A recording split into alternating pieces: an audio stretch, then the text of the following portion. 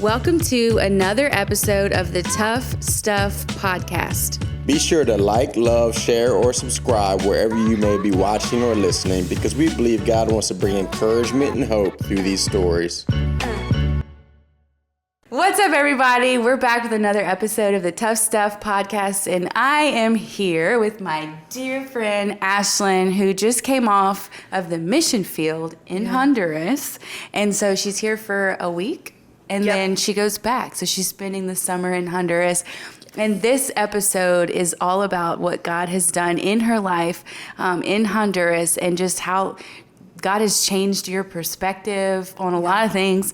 And I just want to talk about, we both share this love for Honduras. Yes. And I want to talk about, because, I got to come and visit you. And so I want to talk about that trip. And I also just really want to talk about, all that God did in your life.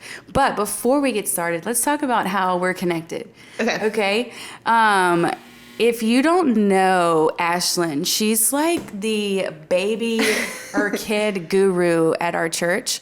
All of the kids flock to you. Even in Honduras, they do. Yeah. That sounds like prideful to say, but yeah. No, it's true though.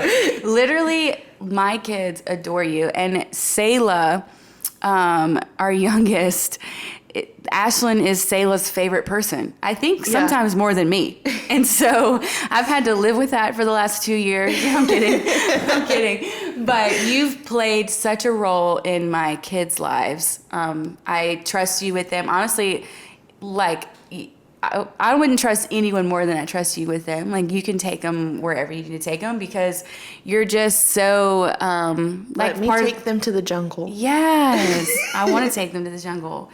But you're just part of our family, and our kids love you. And as a mom, it means the world to have somebody. Are you getting awkward? Okay. Are you? No, maybe. It means the world to have somebody that cares for your kids in almost a similar way that you do as a mom. And so I know that you care for my kids, and it's awesome. I love them. I love them too. I love that you love them. But let's talk about Honduras. So I got to come. What day did you leave? March 5th. March 5th you left. And then you came back after 90 days. So right before. Okay. It was May 31st. Because you needed... We had to have a buffer so that my visa didn't run out. So your visa didn't run out. So Allie Artigue and I got to come and visit you on the last week of your first leg of that trip. Yes. And then we got to fly home with you and come on your break and everything. So fun. Which was so fun. But you are somebody who you went through Healing Place College. Mm-hmm. You've been, you're kind of more recently getting involved at the church. Yes. You love Jesus, and you felt called to missions in some capacity. Why don't you tell us about that? So we forgot to cheers. We're drinking. You want to cheers? Yeah, Coca-Cola. Because if you don't know, in Honduras, the Coke is different. It's just different.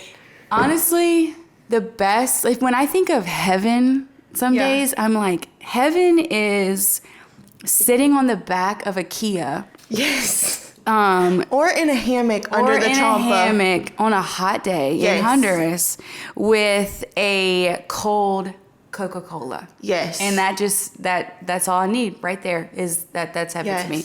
But sorry, I interrupted my own self. Why don't you tell us, okay, where did this whole thing about missions start? Like, what is your love for missions? So when I first signed into Healing Place College, I started as a kids intern, naturally. Where else would I have gone? The kids flocked to you. And then I went on my first mission trip to Honduras, and I was like, this is insane. And I ended up going twice in one summer. Oh my gosh, I didn't know that. So I went with Healing Place College, and then Paul was taking young adults. Oh. And so I turned around and went on the young adults trip too. So it was like 3 months between. I fell in love with the campus, the people. Like, There's nothing. The thing like about it is it's stunning. It's a beautiful Yes. place. I mean, it's in the valley of two mountains. You feel like you're in a bowl. Like you look around and there's just mountains. But there's fruit trees and flowers, and there's a whitewater rafting river behind. And, you know, it's the most like breathtaking place. Yes. But what really, and this time going was my fourth time to go. So I relate with you because I know how special it is there. Mm-hmm. But what really makes it special is the people. Yes. And so I understand what you're saying of like, it was beautiful, but the people, you know, are just different. It's like the community's just incredible there. But so I went on those trips and then came back, and immediately we started planning my year 3 in HIPCO. Mm-hmm. Like, because on year 3 you get to pick a campus and study there. Oh. So I knew I was going to Honduras, but I still had a year. Like, you're like, I'm going, but. So then I was like, I want to pick something for my practicum that's going to feel a little more mission-y than just being at Highland, which Highland can be. Our main campus. Yeah. Highland can totally be mission-y, but I was like, I'm going Dream Center because that just has the that. inner city campus. Yes. That just feels so much more. Like a mission field. Like a mission field. And so I was there for a year, and then I started being a missions intern year 3. And I was like, I'm going. Shout out Brianne Franks. No, literally. Episode 3, that was Brianne Franks. No, literally. Like, why am I so weird? Without Brianne, it wouldn't have happened. Brianne works in our missions department. She's the one that kind of got everything lined up for you and everything. Yeah. Yeah. So it was just like a natural flow of getting back there. And it was just like, I wanted to serve the kids in that community so much. So much. Which is so amazing. And it was amazing to watch you there because, I mean, you know Spanish better than me. Gosh, it's still very broken. But we were there and you were like interpreting for me. But to see you with the kids there, even though there's like a language barrier and how they still flock to you like they do here, it's like that has to be like a gift from God. Pastor Derek, the campus pastor in Honduras, is always like, I don't know what smell God put on you. But it's something good. The kids love it. Yeah, it's cool to see that gift in you that is like expressed. It can be expressed all over the world. And it doesn't matter what language it is. Week 1, it was like super awkward with the kids. They were like trying to say stuff. And I was like, I have no idea what you're saying. Yeah. Like just staring at them like,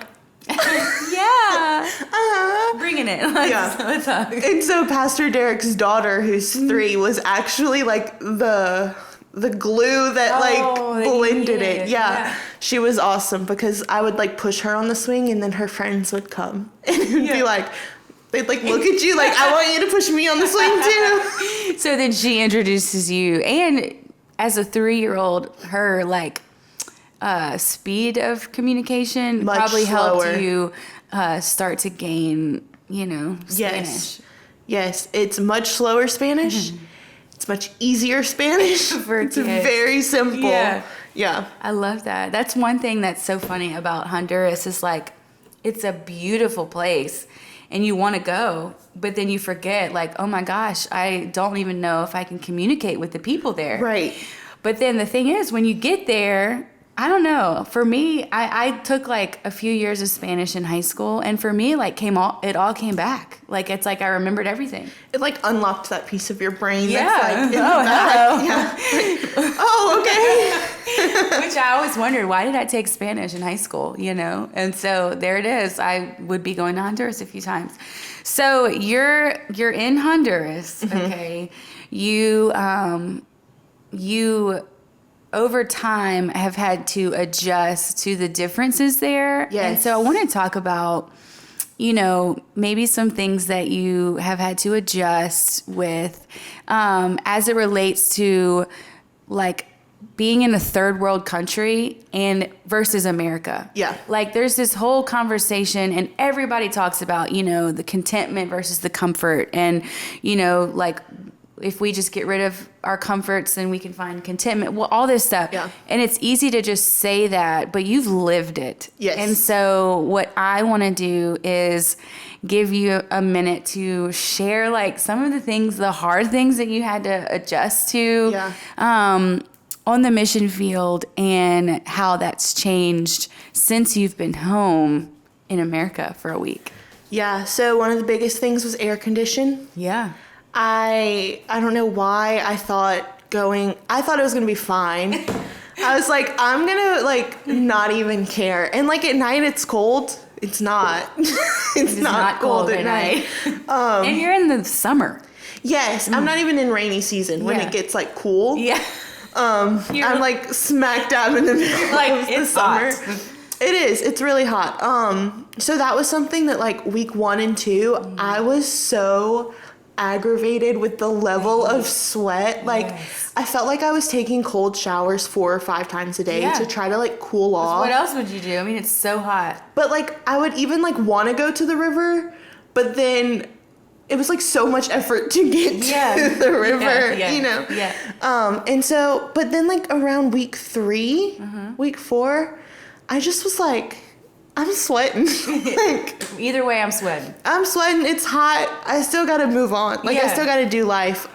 Which is so interesting. Like that's probably something you didn't think about having to overcome. No. But just what happens internally when you're working through that is like so, I don't even know the word, but it's so interesting. It's like the little inconveniences no longer matter. Well, they matter, but it's not as bad as like before. Like I feel like especially in America, we have like instant relief for whatever we want. Like you want Starbucks, go get it. Yes. You want, I don't know. You don't want to cook tonight? DoorDash it. And like I'm on a mountain. Like, without a car. no car. Well, okay, I have access to a car. You could drive the car? I can't drive it because it's stick shift. I also don't think Derek would let me drive. Or like, would you have a license? I have no idea. You probably wouldn't have access to drive. I probably don't have access to drive the car. Derek, if you're watching this, does Ashlynn have access? He's gonna say no. Can she try? Can you teach her? But in America, everything's so self-sufficient. Like you can go, you can do all these things, right? And in Honduras, it's like I had to rely on everyone. Like which for you is not. So I'm so independent. Like I'm so self-sufficient. Like do it myself, get it done myself. And I'm like, what am I doing? You had to ask for help? I literally had to be like, can I go to the grocery store? Can somebody drive me down? Which is a 30-minute drive. It's 30 minutes just to get off the mountain. Just to get off the mountain. And then you got to get to the store. Yes. So you're somebody, and I've known this about you, that you don't like to ask for help. I hate asking for help. You're gonna do it yourself. And so you were like uprooted and planted in this hot country that you then had no control over anything. In a place where I'm completely reliant on the people who I don't speak their language. And you're like, the whole time you're like, it's fine, everything's fine. But it's like you had to, like, on the inside, you had to learn how to get comfortable with yourself enough to say, I need groceries. Yeah. Can you drive me to the grocery store? Yes. Talk about the man outside the grocery store. Oh my gosh. Because like, so I'm let me say this. Whenever you moved to Honduras, I felt like God asked me to like step up in your life. And so I've been communicating with you probably every day. Every single day. And so, I've been able to watch, a lot of what God's done in you there, but also watch the funny things that happen to you there. And so I'll never forget this day you're texting me. And let me just preface this because I knew you were going to the store, which is like an ordeal. Like if you're going to go to the store, it's like a kind of like a half a day thing. Yeah, it's not like, let me just like, at my house, I just need to go like 5 minutes that way and there's Walmart. Yes. But here it's like, no, we have to get off the mountain and then go to the store. And so this was one day that you had decided to ask to go. I had told Pastor Derek I needed to go to the store, and he had picked this day. Okay. I had like woken up and Cecia texted me and was like, "Hey, you're gonna go to the store," and I was like, "Okay, cool, like, Perfect. let's go." But she was already in the city where the store is, and someone had to bring you. Yes. And so Someone who speaks only Spanish. And so all I remember is you're like, okay, just letting you know I'm going into the store, but Cecia's not here yet, and so they're gonna go get her and all this stuff.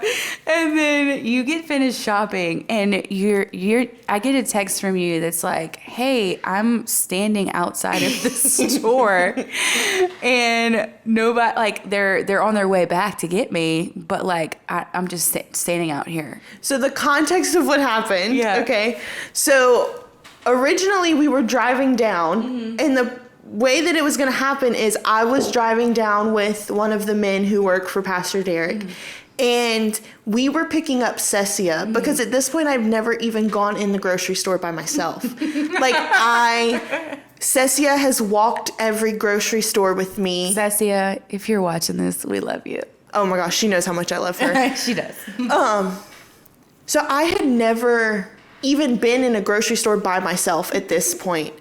And so they're like, do you want to go to the Walmart or the La Colonia? And La Colonia is my favorite because it has more things that I recognize. Because I didn't even know how to grocery shop before I got there, honest to God. Yeah. You've had to learn a lot of things. So I'm like, I'll go to La Colonia. And so they drop me off, and Cecia ends up not coming with us because she was shopping with her sisters. And I was like, no, it's totally cool. Like, I can do this. I can grocery shop. I've got this. And so they're like, we're going to be right here, like in this parking spot. Or this is what I'm understanding. This may not be what was said. We're going to be right here when you get out. And I'm like, cool. So I'm shopping. Cecia calls and she's like, hey, are you done? And I'm like, no, but I'm almost done. And she's like, well, just slow down. Like, it's going to be fine. And I'm like, okay, that's weird. Like, why do I need to slow down? So I go. Again, you don't know for sure if you know what she's saying. No, again, I have no idea. I'm like trying at this point. And so I finished grocery shopping. I've played Tetris in my cart. So now they're using 2 carts to bag it. And I'm like, okay, whatever, this is fine. And I walk out, and this man walks out with me because he like wants a tip. Because he wants to load the car. Yeah, that happens there. And I didn't even think to tell him no. Like, he just walks out with me pushing one of the buggies. And I'm like, whatever. Like, they're going to be there. It's going to be fine. So I walk out, and I look to where they were parked, and they're not there. And I'm like, oh, my gosh. Okay. So I'm standing there, and I start texting Cecia, and I'm like, hey, like, I'm done. And she's like, okay, we'll be there in just a minute. And I'm like, okay. And so the man gets tired of waiting with me and goes back in the store. And like, I tell him like I'm waiting for my ride. Yeah. So also in Honduras, taxis just frequent like grocery stores, like waiting for this. And so taxis keep asking me if I want to ride, and I'm like, no. And how do you know that's what they're asking? I don't know. I'm just saying no. Every time someone talks to me, I'm saying no. And then this man walks up to me, and he's older, probably his like 50s, 60s, and he starts asking me if I want to get in his car. Oh my gosh. And you're texting me. And I'm texting you, and I'm like, oh my God. Oh my gosh, there's a man asking me to get in his car. And you were so calm about it. And I was like, okay, hold on. Like, who do I need to call? Like, what is going on? And I just start screaming no at him, like outside the grocery store. There's one thing about the Spanish language and the English language is that no means no. Yeah. And so I think I made enough of a scene for him to turn around and walk away. Because they have security guards standing outside the store. So the security guards started looking as I was screaming no. And so the man turned around and walked away, and then I text you, and I'm like, a man just asked me to get in his car. But also, it's really funny because as Cecia pulls up, she's like frantically looking outside the store to make sure I'm still there. And as soon as she sees me, she's like, thank God. And then like they start loading my groceries. And I'm like, that's like your first trip to the grocery store. By myself. But you, like, what's so cool is like you adapted so well to the lifestyle there. And so that's one thing, is like you didn't have a car, you couldn't get anywhere. What are some other things that you had to adjust to? No car, couldn't go anywhere. Sleeping was so hard. Yeah. So hard. Yeah. Like month 1, I don't know that I slept. But why? It was so hot. Because it was so hot. If you like go in my room, well, it's not my room, it's like the church's room. But if you go in my room now, there is like a fan pointing at my face, 2 fans here, and like a box fan sitting on a suitcase pointing into my bed. It's hot. Yes. And like my bunk bed, I went from like a giant bed at home to like this twin size bunk bed. Yeah. So you had to learn how to sleep in the heat, which when I was there, I learned that too. It's like, okay, you're getting ready for bed. You take a cold shower. Yes. Which is amazing because it's so hot. And as soon as you turn the water off, you're like, you're sweating. So then you're just like, I'm sleeping sweating, and that's fine. But you had to, you eventually learn that it's okay. Yeah. In a weird way. It goes from being this like, not torment, but like almost like a torment. Like you're so used to, like in our house, we sleep with it on like 66 degrees. Yeah. And I'm in this country and it's 85 degrees outside, and that's like, you're lucky if it gets down to 85 in your room. But it just went from this thing, like originally the cold showers like bothered me. Mm-hmm. And my breaker kept tripping, so like my hot water wasn't working. And so I was constantly asking like to put the hot water back on, and then finally I was like, I don't even want the hot water. Like I think it was like 2 months that I had gone just cold water. No one really knew, because I was like, I don't need hot water at this point. And then we had a group come, and I was like, oh, and by the way, the hot water's been out for like 2 months if you want to put that back on. Well, it's like I love that you almost like face this challenge of, okay, I'm going into another country and they live differently than we do in America. And instead of trying to like and I remember you being like, do I need to bring an air conditioner? Or do I need to do all I this stuff? texted you and was like, on Amazon, I can get this air conditioner. Obviously, it's normal to like go through all those different questions and curiosities, but it's like the fact that you got into their world and you let yourself adjust to how they live, because nobody there has air conditioner. No. Some people do. Some have it in the like master bedroom. And so it's like it's like their lifestyle. They probably wouldn't like air conditioner because it's not how they live. Cecia doesn't like it. She doesn't like it. She doesn't. She probably wouldn't be comfortable here. You know what I mean? And so it's just like this whole like tension of you come there, you expect your norms. Yes. They're not there. Yeah. And then you're having to adjust into their way of life, which you learned has more joy than ever. Way more joy. Yeah, which is so interesting because the comforts that we have here in America are not there. Right. And yet, with all the comforts that we have here, the amount of like pure joy that everyone there has is like, it'll change your life. Yeah. You know what I mean? It's so crazy to look around because at first I was like, these people don't understand what they don't have. Right? Like that's why they're so happy, because they don't know that there's this whole other way to like living. But that's not even the case. They know, like they have social media. They're seeing everything that we see.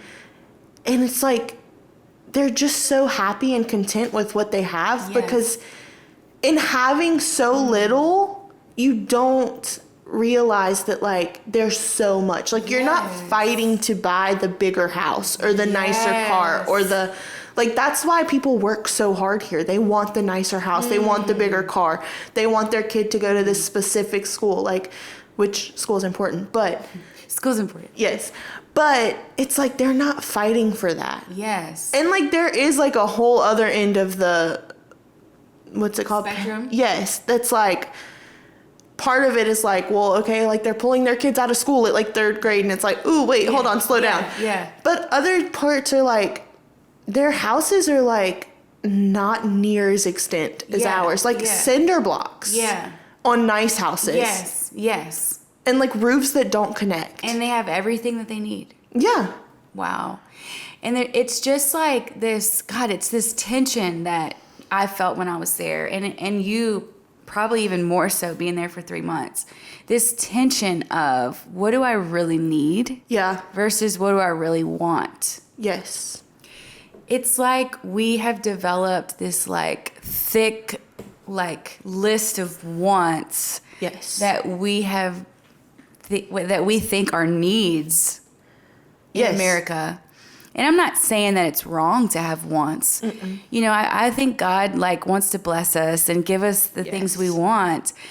But it's just such a shift in perspective when you see somebody with significantly less than you, with significantly more peace and joy. And it's just like the simplicity of life there. Yes.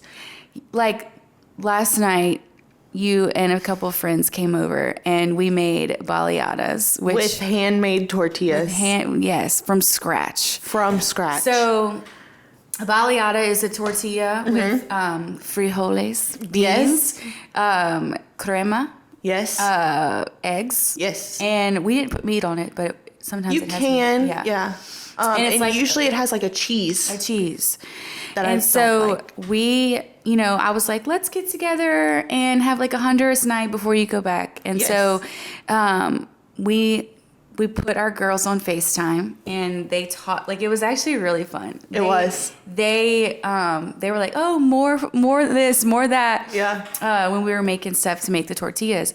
And so I think it took us 4 hours. Just to make the tortillas took us 3. 3 hours. Because the beans and the eggs to cook were so really quick. Fast.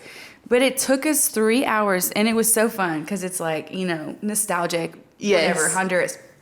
But then I started thinking, this is like a common meal. Their everyday life. Yes. That they spend a lot of time cooking.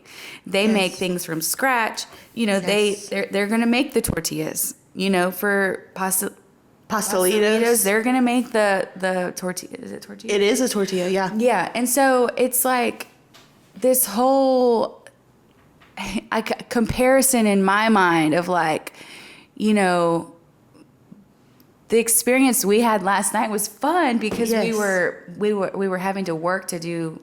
And then whenever we finally got to eat, it was like, we made these tortillas, you know? So it's like this simplistic yet resilient lifestyle of, you know, putting in work to get what you need and what you want that we don't really always, not everybody, this is not like a generalization of Americans because a lot of people do work hard here, but it's just this different level of work ethic there where like I remember waking up one morning and Cecia was like, come on, you're going to come cut some vegetables. And I was like, okay.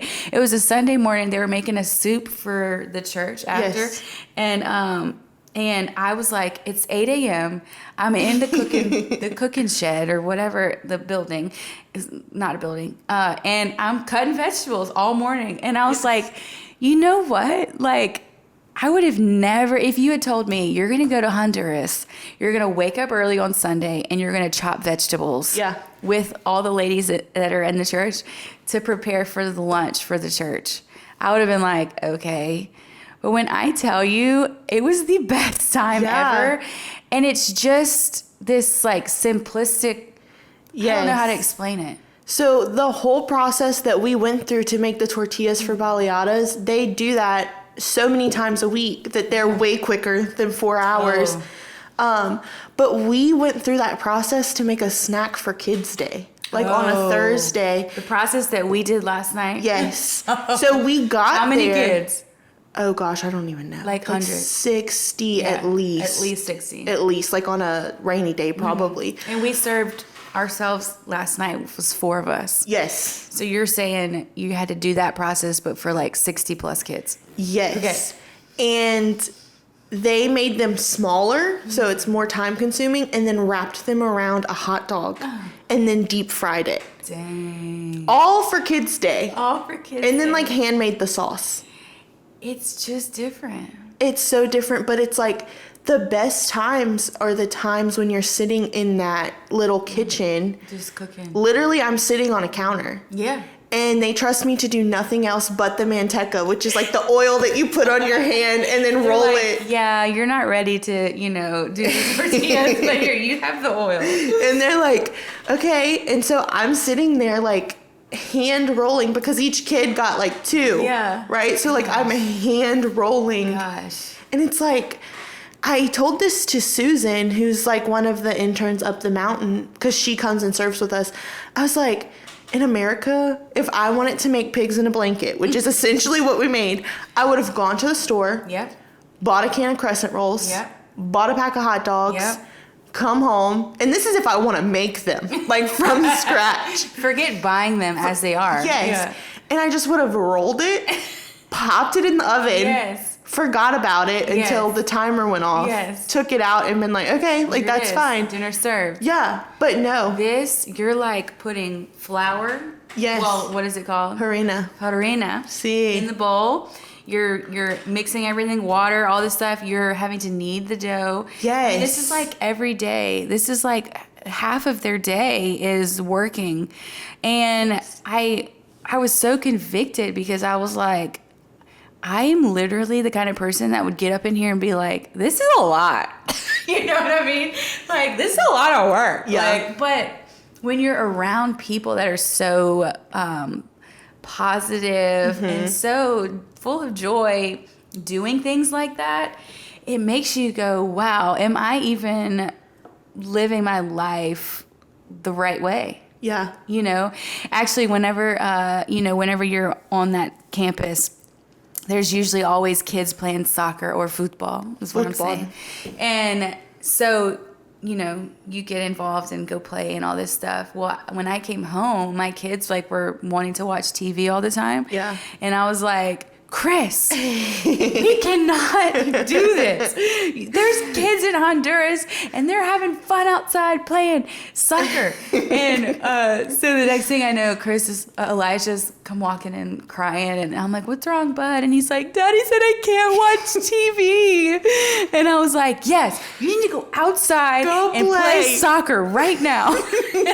But it's just so convicting because it's like these kids Yes. and the joy on their faces and the lack that they have in comparison to us. Yes. And yet they have everything they need. Everything. And it's almost like a breathtaking realization to be around them. I feel like, and we were talking about this earlier, when you go to a place like Honduras, as a mission trip or a missionary, whatever, you can often think, I'm going to go there and change their world. Right. But then what ends up happening is they change yours. Right. Because it's like, do we really need everything we have in America? Yeah, I feel like we go so much out of selfish intent. Like, I'm going to go and I'm going to make this mountain so American. They're going to want to come to America with me. And it's like, you forget that, there's so much beauty in other culture. There's so much more to learn than just trying to make everyone like you. Yes. Or even just trying to impact one person to make them like you. It's so serene in their culture. It's so, it's literally like living out Acts. Yeah. Yes. The book of Acts. I was thinking that too because, you know, so you go down the street from the church and then you go up into the mountain and there's like the community that the church of all the church people. And I remember thinking that years ago when Chris and I went, it's just everybody helps everybody. Yes. Everybody, you know, is dependent on others.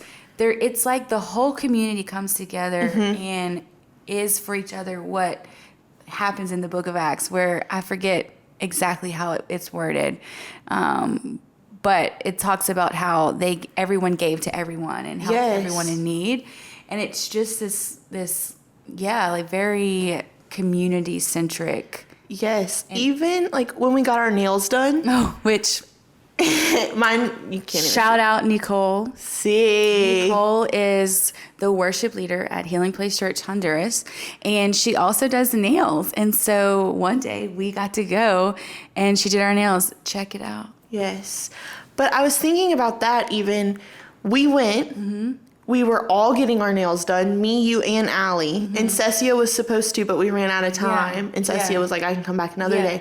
But as we're sitting there getting our nails done in Nicole's house, Cecia starts cooking lunch for all of us. Just goes in there and is like making rice and chicken and like I would have made a sandwich for everybody. No, she made full us meal. like a full meal. Yes, we had chicken. Yes, on the bone. Yes, rice. What else do we have? There was carrots in the rice, and then there was they're green bananas. I don't know what they called them. You have to tell the story of the green bananas, because that was that same day. That was the same day. But before you share, yes, it's like this thought of like we're all there. That was a lot of us too. Nicole, David, Josias, Gianna, you, me, and Allie. Yeah, she just and whipped up a meal, like a full meal. Yes, just like went into the kitchen and like whipped up a full meal. And I was like, I remember thinking, well, one, like how beautiful that she's just gonna like cook for us. Like we're just sitting here getting our nails done, eating. I'm thinking, I don't know if I would have done that for people, which is horrible to say. But also, like, how disrespectful would it be in America for you to walk into someone else's house and you're getting a service in someone else's house, and then you're going to go into their kitchen and start cooking? Dang. You know, like we would be like, what are you doing?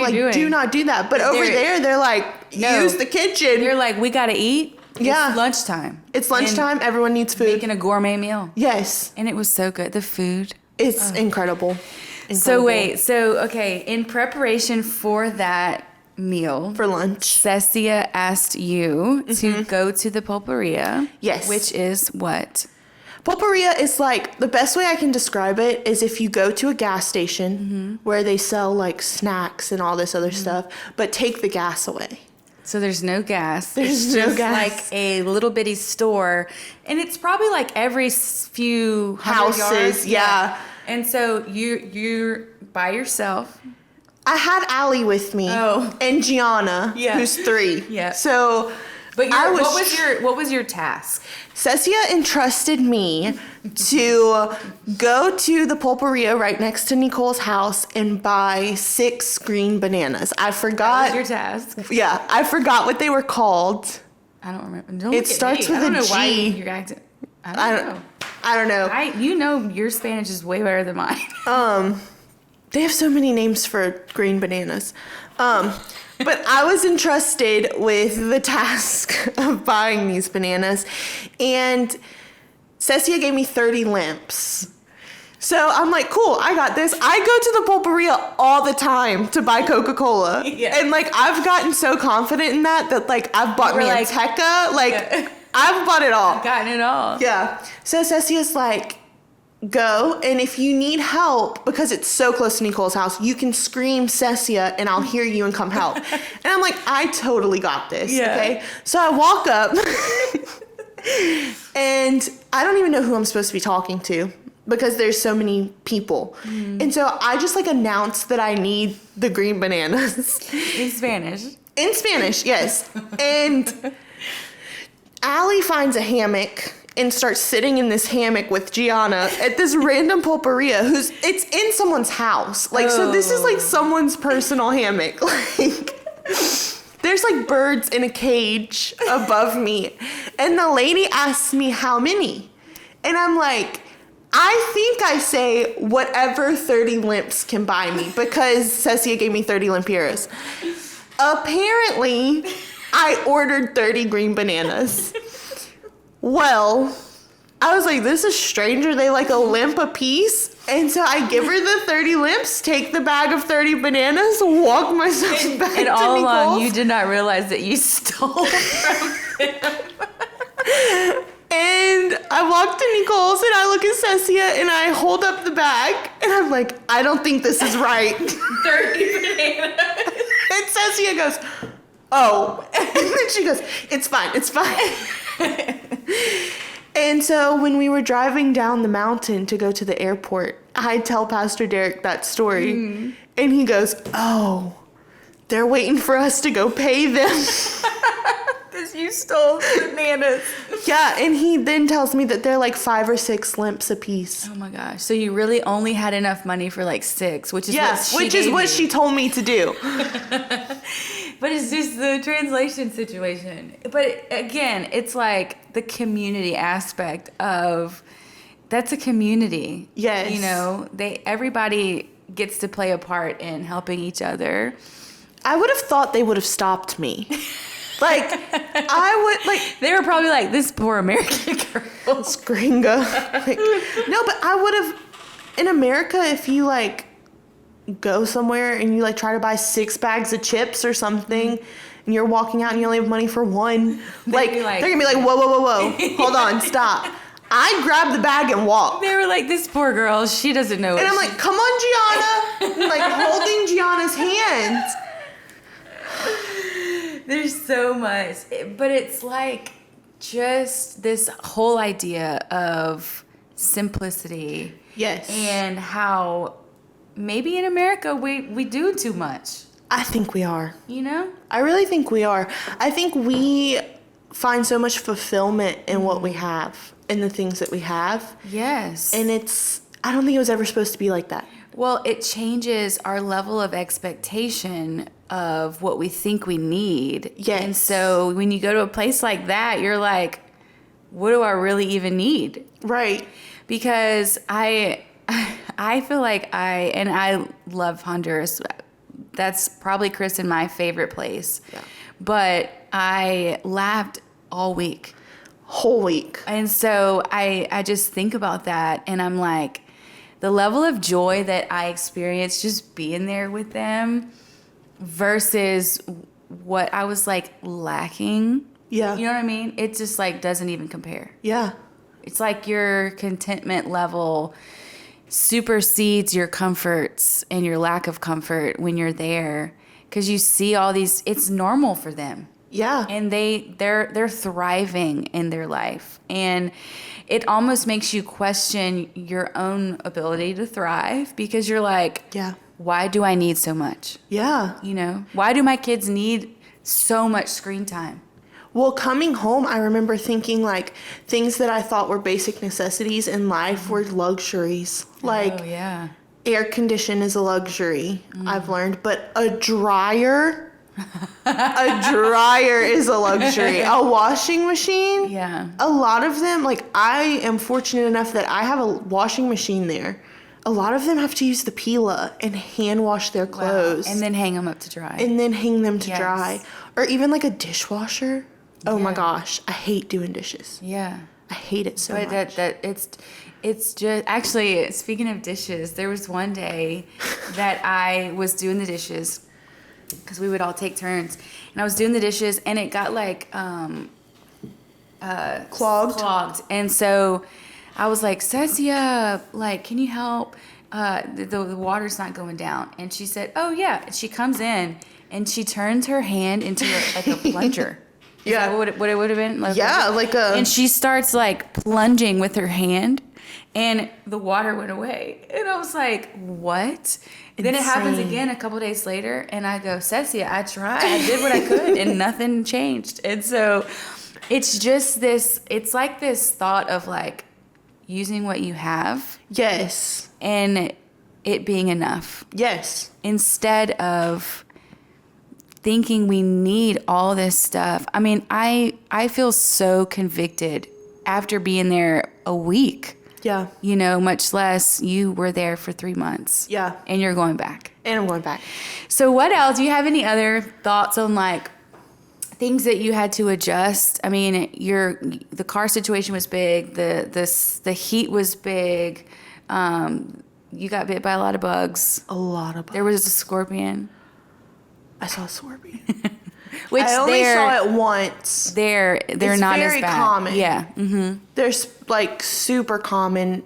I think there are people who have been stung by them. Like The way that I've heard it, because someone got stung on a trip that I was a part of years ago, it's similar to like a bee sting. Yeah. But it's a scorpion. Yes. Looking at you or biting you. First of all, you can Google scorpion as much as you want. Nothing is as freaky as seeing it in person. I saw it and I literally was like scared. But my prayer every night, like I turn my lights off every night and I'm like, Lord, because geckos can get into my room. And I'm chill with the geckos, okay? Like we're chill.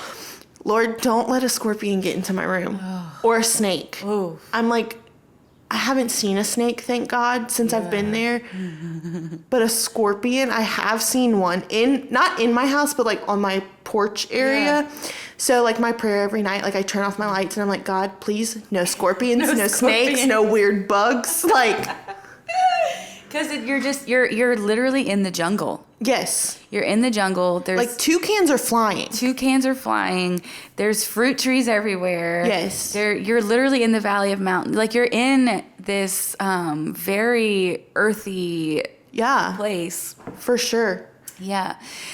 I want to talk about, just the people there for a second, because I feel like, and I posted about this, but when you go to a place that beautiful and you're just it's breathtaking, but then, and I know a lot of the people that I was with there, but when you sit with the people there and when the people are even more beautiful than the breathtaking place, it's like God's doing something very special there. Yes. And so I just remember feeling like I want what they have. Mm-hmm. And I think I left with a little bit of what they have, hopefully. But I want to hear from you, like, from a people perspective, because you've got, you're adjusting to the comforts and the things, the externals. But then you're also adjusting to a different, like, type of person. Yeah. You know what I mean? Like their values are probably the same, but their resilience is different. Very different. Their tenacity about everything is different. Their their purity, their love, everything is different. So how have the people shaped who you are today? I don't even know where to start, because the people are the most beautiful part. Like Honduras is gorgeous to look at, but like when you feel something in your heart, it's because of the people. I think about just the way that they love. Like I feel like in America we have so many boundaries set to love. Like, like don't get too close to someone who's this much older than you, or like even like don't get close to a man. Like, but it's like there's like, I don't know, it's like the boundaries are stripped off of it. Like everyone is for everyone. Pure. Yes. And like there's no hidden motive. No. There's never a hidden motive. And like you can call anyone at any time and they're gonna be right there. Like literally right there. And I remember when Derek and Cecia left for Spain, I sobbed. I'd never cried before.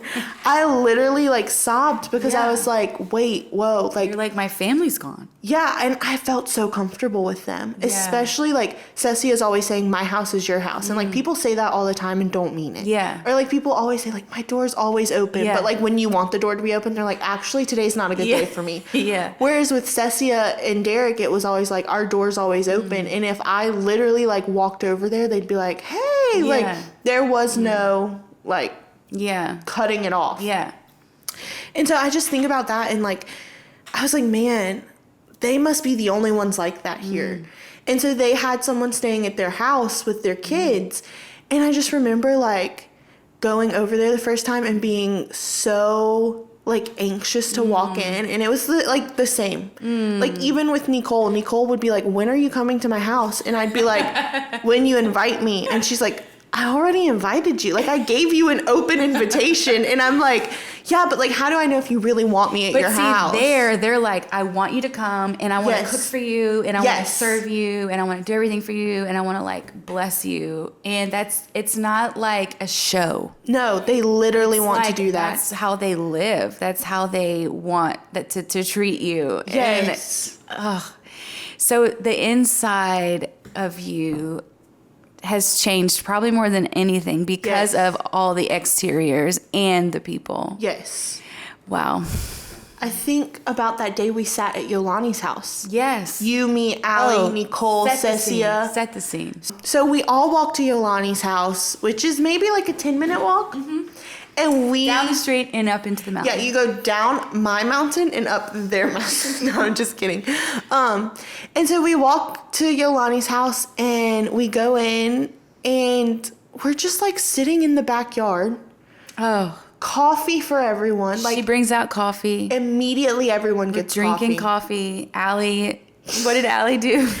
Allie kept asking for milk for the coffee. Yeah. Which in their culture you don't put milk in. You just only do sugar. do sugar. Which, by the way, oh my God. And there's no way to do it like they do it. I don't know how they do it.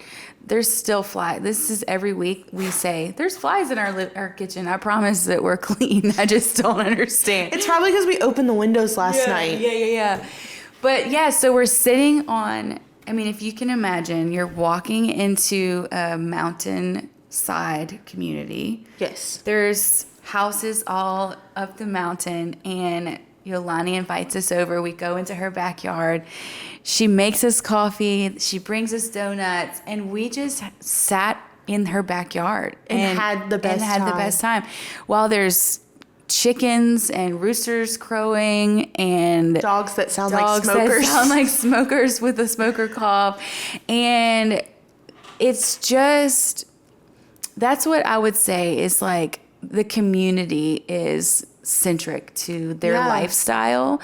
And I don't think that we have allowed ourselves to be that way in America because we are so self-sufficient. We are so independent, kind of like you were saying you were. Yeah. And then here you are like sent to this place, and you are forced to immerse into their culture. Yeah. Because you don't have the luxuries to make it your own. Right. And what you found is that their way of living was like everything you needed. Everything. But even think about like while we're there, Nicole is sick on the hammock. Yeah. Literally using Yolani's hammock because she's sick and just wants to lay there. Like, and we're just sitting there. Laughing, cutting up. Yeah. Chatting about life. And like their laundry's everywhere. Their laundry is just like hanging. But that's their life. And they have like the barbed wire fence just around, like, because you don't want your animals out, but you don't want other animals in. You're right. And it's just one of those things where it's like, this is so simple. So simple. So beautiful too. Yes. Or like when we went to get our nails done, you and Cecia left first because we were waiting for Allie. This was and it phenomenal. Was hot that day. Oh, yes. Hot. And so I stayed back at the house to wait for Allie's because she didn't know where she was going to Nicole's. And we get there and we're like, oh my gosh, it's so hot. That was such a long walk. I don't know how I did that. And Allison's like, I rode a motorcycle. Cecia, well, because like, again, it's the language barrier. And I'm like, I hope I understand what she's saying. She says, Allison, moto. And I'm like, motorcycle? Like, come to find out, she has her brother bring his bike over. She tells me to hop on the back, which Jonathan, if you're listening, we love Jonathan annually. He So I hop on the back of his bike, and he drives, and she got on a different one. He drives me up into the mountain, and I'm like... But you also had Gianna. And I had Gianna. There were three of you on one motorcycle. Bike, but that's how they live. Yes. That is the simplicity of how they live. And it was the time of my life. I was like, this... I guess for me... I'm always so intrigued by people and like what drives a person and how they're wired, and I'm inclined to consider like the psychology of a person, and I love the culture of a person, and Chris and I, everywhere we go, we love one of our favorite things is to go and eat like an authentic meal wherever we are, authentic to the place. And so there's something about like adjusting to the culture or just like diving into the culture that me and Chris specifically enjoy doing everywhere we go. And when I find myself on the back of this motorcycle, like going up into the mountain, I am like, this is life. This is like heaven on earth to me. Yes. Because that's their method of communication, transportation. Yes. And I am fully immersed in this way of life, and it was amazing. Yeah, no, that's so crazy, because you look around and like they're gonna transport as many people as they can in the vehicle that they have. So having a motorcycle is like, you have something. If you have a motorcycle, you have tires. Yes. And so there will be like the person driving the motorcycle, and then there will be the mom, and then an infant, and then a 2-year-old all on a motorcycle. And you're like, man, that seems unsafe. But they're like, hey, this is awesome. Yeah. Or the Kia, if you were like lucky enough to have a Kia, you're going to load as many people in the back of that Kia as you can. That's so true, because we would go, into the city and all this stuff. And one of the things that was so fascinating to me is Pastor Derek stops on his way up the mountain because there's always people waiting for a ride. Yeah, because they're walking up the mountain from Saba. Yes, and it's it's a 30-minute drive. So I mean, gosh, then you're going up a mountain and you're on foot. But just this whole understood community aspect of, if I see someone in need, I'm going to bring them. Yes. It's like in America, at least I'm guilty of seeing someone in need and being like, oh no, like, don't let me look the homeless man in the eye because, and it's not... or the hitchhiker on the side of the road. Yeah, and now granted... There's safety aspects to everything. If I'm a woman by myself in a car, obviously I'm not going to bring a hitchhiker, to the next city. Right. But it's just, I guess being there, it was like this understood...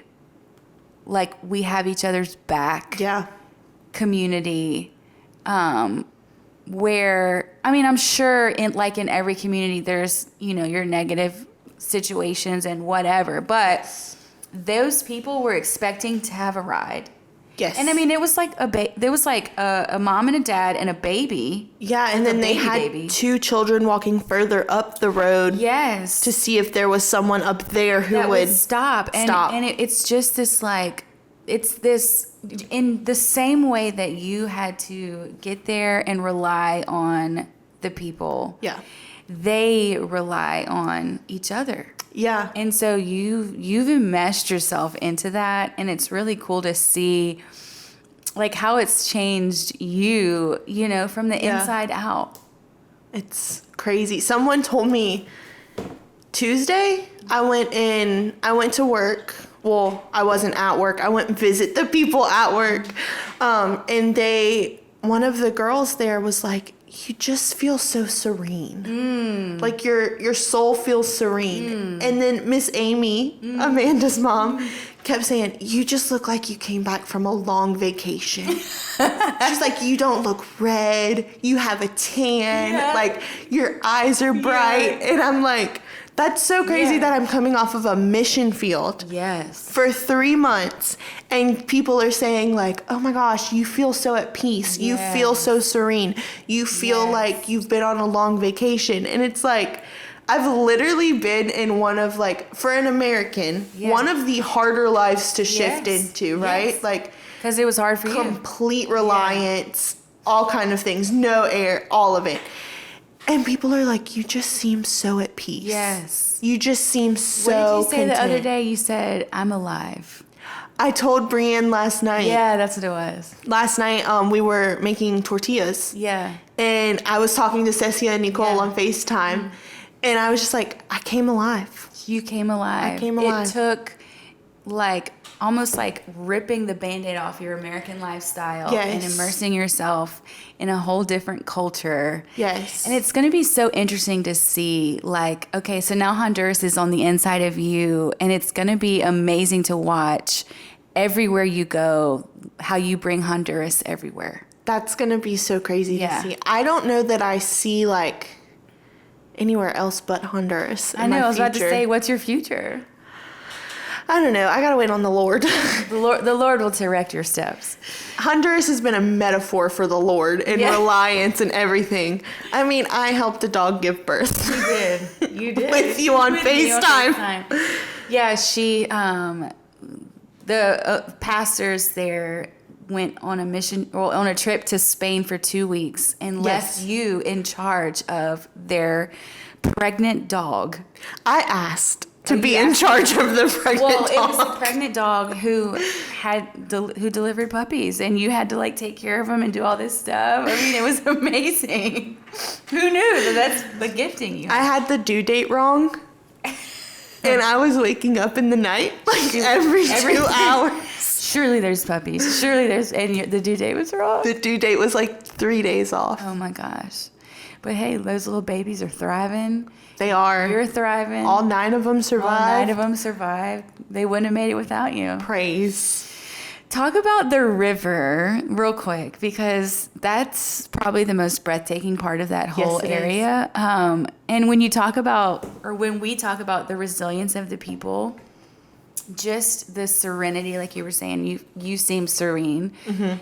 There's, like, a massive, like, whitewater rafting river directly behind where you stayed. Yes, there is. And so there's just something to, like, the beauty of nature and, you know, just the simplicity of, like, let's take the kids to the river, bring a sandwich and play, jump off of rocks, all this stuff. Like, tell me about, like, what the river meant. I know you didn't really get to go a whole lot these past few months, but just having that there is just incredible. Yeah, first of all, sitting on a rock in the river, there's nothing like it. Especially that river. That river. Like, nothing like it. But every time I have gone to the river, it's been this, like, crazy experience of, like, how lucky am I? Just to have this in the backyard. This is in my backyard. I have a staircase To the river. in my backyard. No, literally. And it's like, we take the kids to the river and we bring mangoes, and we're bringing from a tree in the yard. From a tree in the yard, bringing 3 liters of Coca-Cola, and we're just having, like, family time in this river. Like, sitting, talking about life. I know some of the stuff they're saying, not all of it. But it's like, even in that aspect where they could have been like, oh, like, we'll just leave her on her rock over there. She doesn't really speak Spanish.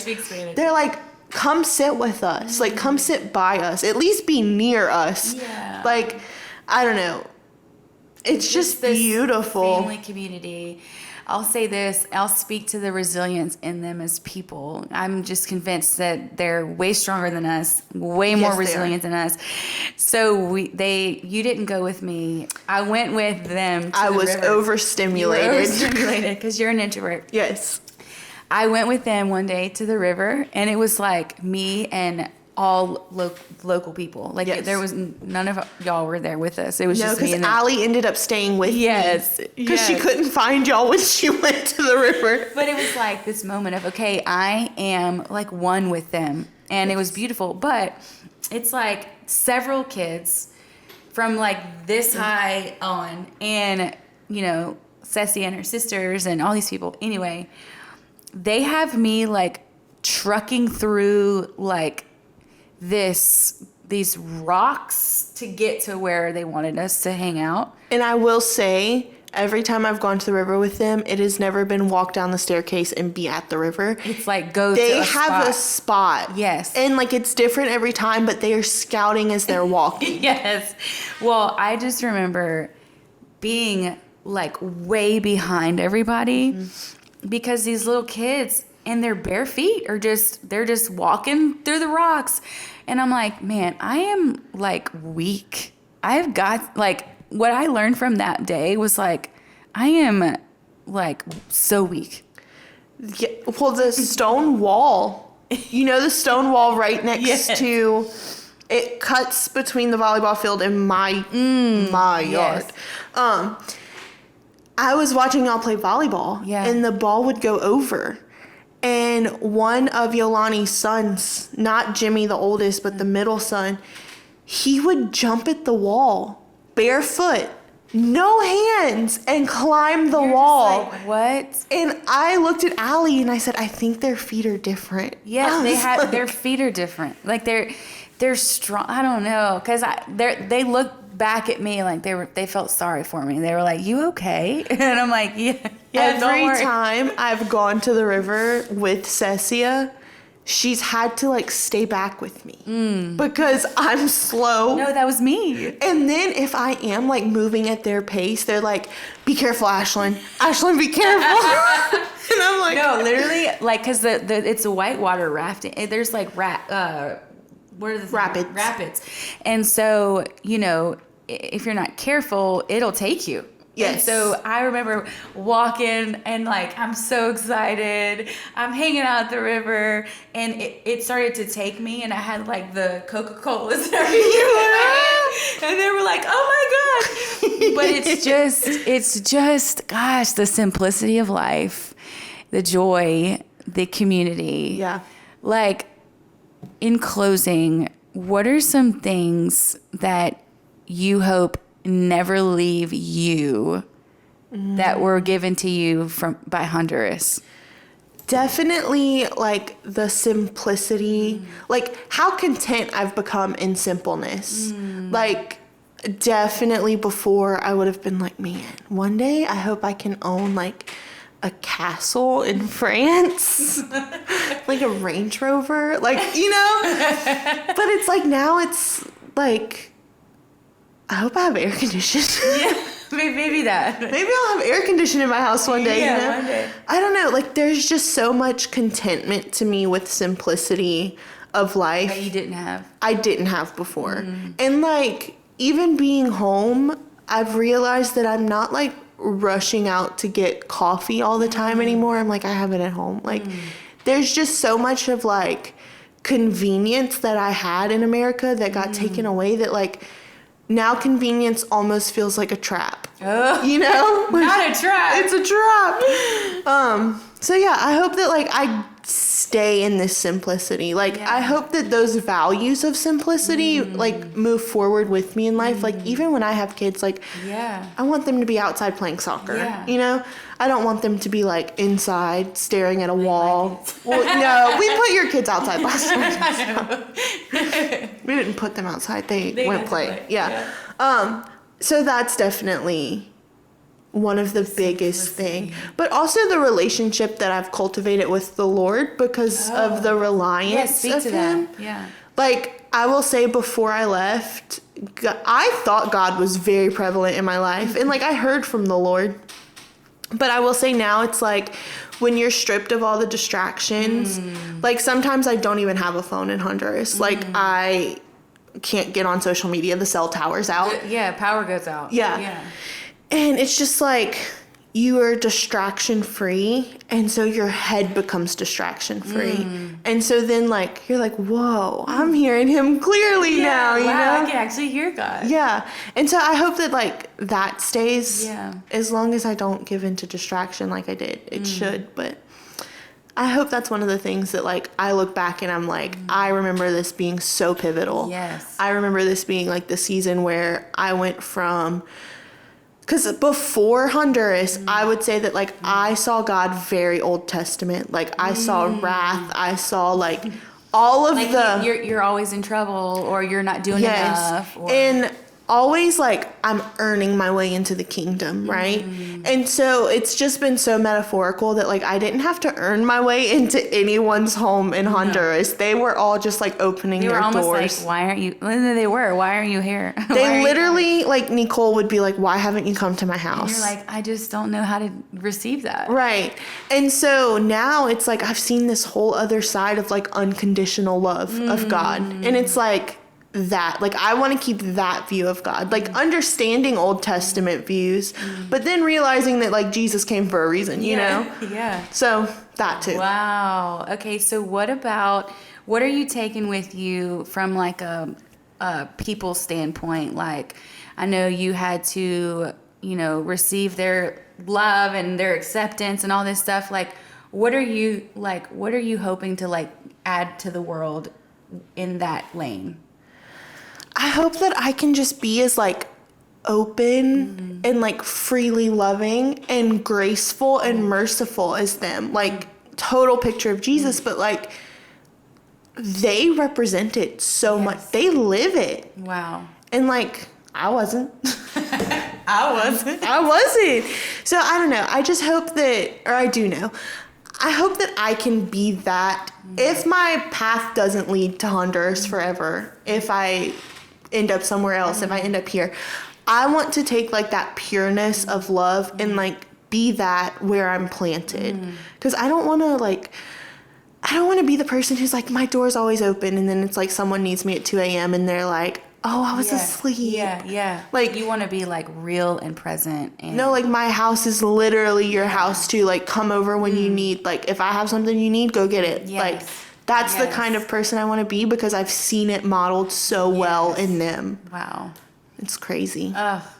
It's just a beautiful place. It's my favorite place in the world. Like if you have never been, you should go. You should go. Why don't you, if you really want to go, send me a message and I'll plug you into how to go and all the things.